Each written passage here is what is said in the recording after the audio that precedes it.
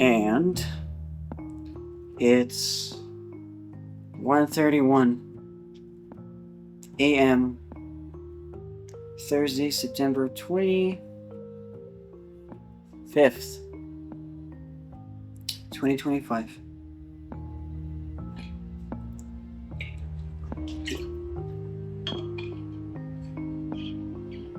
That's crazy. It's the first time I opened and set up this camera since I moved in here. Which, it's been 2 months already. For 2 months, I haven't been using this camera at all. I haven't been touching it. While I was setting up the camera, I kept referring to the camera, as a buddy. I was saying, let's get you started, buddy. Let's set you up, buddy. And I realized that I'm humanizing you for a reason. You've been with me ever since I was a little kid. In one form or another. And you're still here. And the lands are still there and they're still looking at me. No matter where I go, no matter what I do, the camera is always there for me. But it's just hard because when you're telling yourself ever since you're like 6 years old that you decided you're gonna be a filmmaker,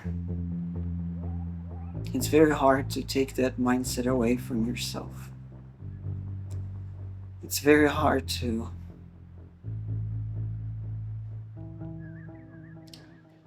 even just be honest with yourself for a second and ask yourself, is this what I actually want to do?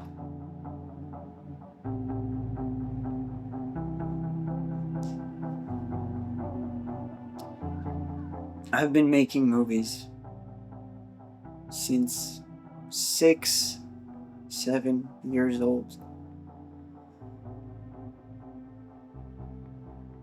And now I'm here.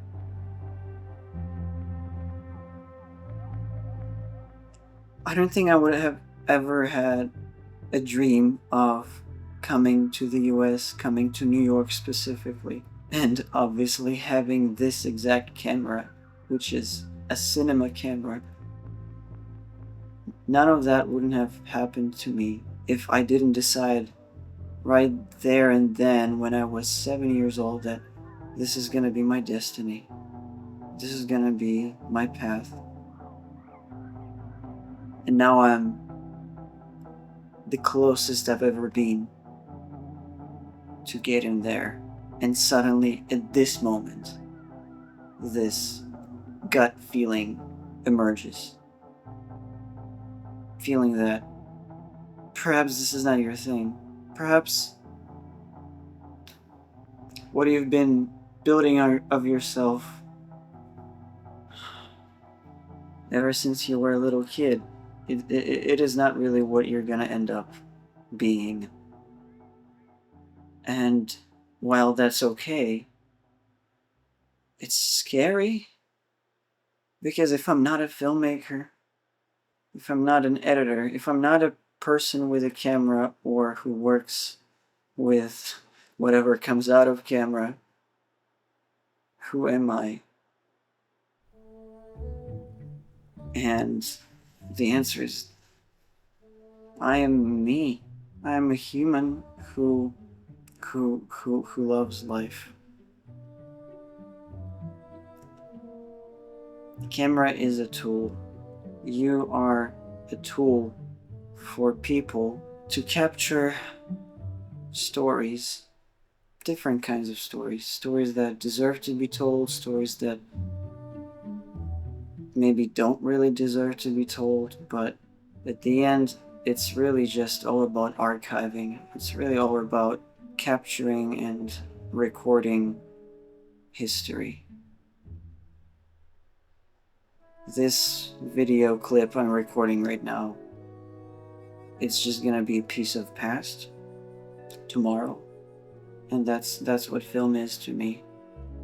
I think I've been trying to fit myself for so long into this traditional understanding of what filmmaking is, what a filmmaker is, that I completely blinded myself from the fact that this is not the only way there is to be a filmmaker. You don't have to be the next Steven Spielberg. You don't have to be the next Antonio Lukic even. But you can be Mikhail Kravchenko. And that doesn't mean you need to follow a path. You just gotta do you. You gotta do what feels right to you. Right now, I'm realizing that I'm not a film director in the traditional understanding of that term. I'm not a film editor. I'm not a screenwriter. And I'm not a cinematographer.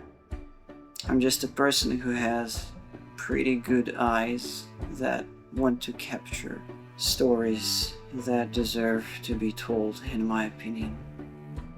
And I refuse to believe that there is only one way to do it.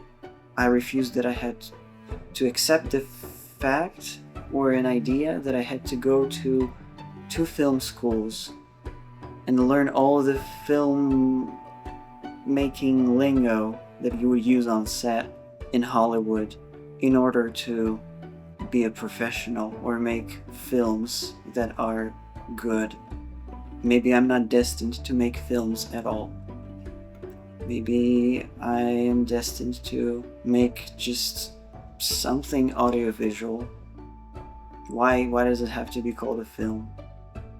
There are cameras with an ability to capture motion picture. It's an amazing achievement for humanity. But what we did as a society is we immediately put that into its own little industry where you cannot really think outside of that bubble. And now suddenly, if you're good with cameras and you have a good eye for composition and you have a good ear for, overhearing interesting stories that you want to capture, suddenly you have to be a filmmaker. Suddenly you're a film director. Suddenly you're a screenwriter and editor and all that. I think we gotta start questioning that. And not only with film, with any industry. Why do we have to really fit into a specific bubble of what has worked for other people in the past in order to be something we want to be ourselves? I hope that makes sense. Do I have to be a filmmaker to be able to capture stories that deserve to be told? Or do I just have to be a compassionate human being who just happens to have learned how to use a camera, which is a technical skill I believe anyone can acquire. Filmmaking, the film industry, film career might never become the main thing to me. And I actually don't want it to become the main thing in life.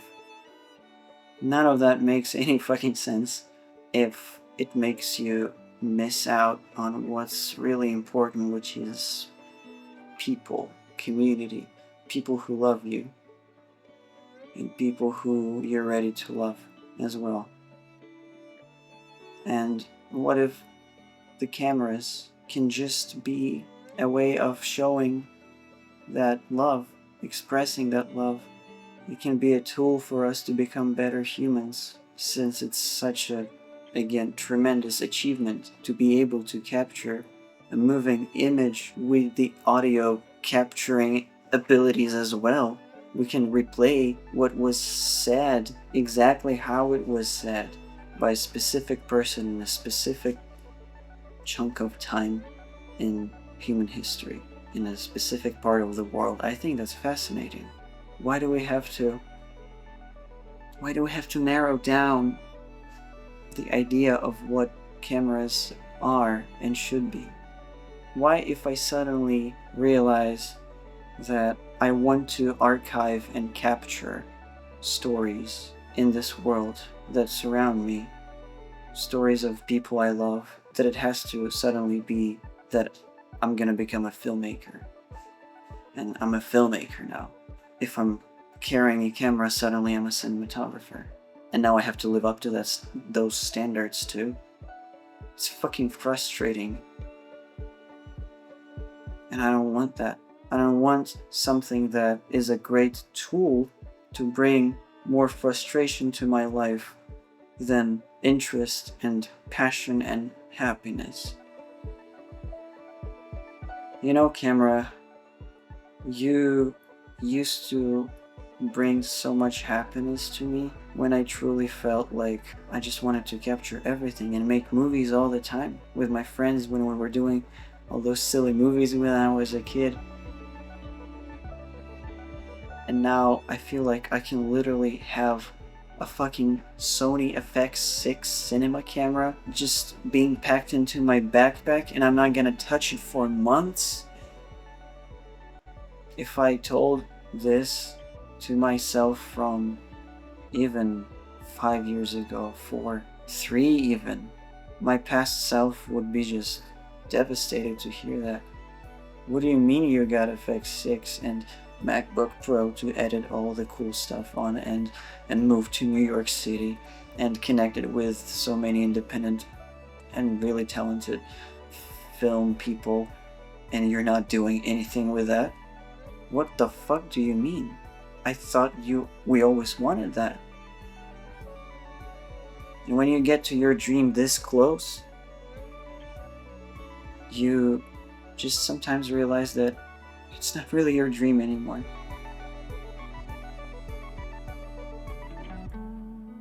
My dream is to live the life for people, spread love in any way I can. And if it's camera, let it be camera. If it's something else, maybe there's a more effective way to express love, and I'm sure there is, you know, then I would rather do that. And if I will never, ever hold a camera again in my life, let's say just God comes down to me and says, Makita, I can make you the happiest you've ever been in your life, and you will be able to maintain that happiness, and you will always feel content with where you are at and who you're surrounded with. But the catch is that you will never, ever get to hold a camera again or edit a video ever again. I think I would actually deadass seriously say, okay, take it away from me. Now with that said, nobody's taking away this camera from me. Nobody's taking it away from me. FX6. So what I can do, instead of you just laying down in my fucking backpack collecting dust, I can use you as a tool for other people to capture the stories they've always wanted to capture but never had an ability to. Like me 4 years ago, before I even had a thought that I could ever in my life own a camera like this. You're sort of a shared property now. I hope you're okay with that. Now I just gotta find the people. Which is honestly the most exciting part.